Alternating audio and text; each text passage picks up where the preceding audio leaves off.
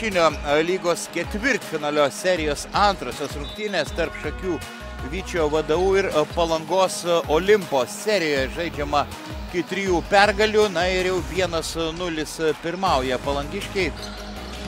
Daug veteranų Palangos komandoje, Stašys paliktas be priežiūros ir krepšinio lygoje čia atgal Evaldas Džiaugys, olimpinis 3-3 prizininkas, Rubinas ties klaidos riba, prastas buvo jo perdavimas, Kumelis iki galo, 2 taškai su pražanga, numerio pozicija, Jucikas stumėsi užpakaliu, nusimetinėja kamuolį, prastas nusimetimas, Rubinas vagia. Ilga pozicinė ataka, Melis nesinaudoja užtvarą, bando apgauti varžovus, prasiveržimas techniškas. Pataikė iš toli Nojus Lepskas. Laužė. Wow!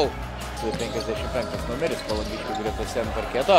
Klysta svečiai, bet Kalilas Tomasas ima kamuolį, kaip širkščiai klysta. Spėjo Olimpo legionierius. Čelka čia. Puikia prasiveržimas, metimas per rankas. Kas čia reikia dvigubinti gynybą.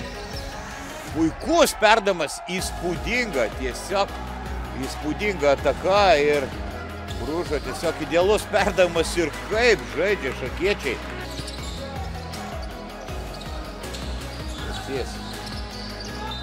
Ir kamuolys krepšyje, minkšti. Džiaugys.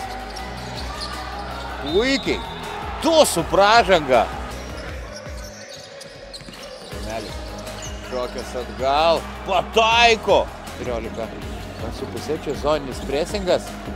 Domavičius geras perdavimas po krepšiu ir Rokas Jocys verčia derinys, minkštui sėkmingai atšoka kamuolys į rankas. Džiaugys, 3 taškai, Evaldas prie varžovų. Komanda skiria 15 taškų, paskutinė šeimininkų ataka. Nepataiko Rubinas, atrodo Čelka. Buvo apgavęs varžovus Lepskas, bet jį sustabdė varžovai ir Rubinas Čelka šauna iš toli. Seniai buvo atsilikimas 11 taškų. Ruikis savo būdingų stiliumi. Ir čia puikiai.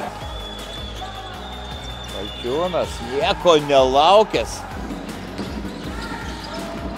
O jo saldainiukas, mikštas irgi yra dar raminamas. Kągi, galutinis rezultatas 103-91 visiškai pelnytai. Šakių Vytis VDU triumfuoja.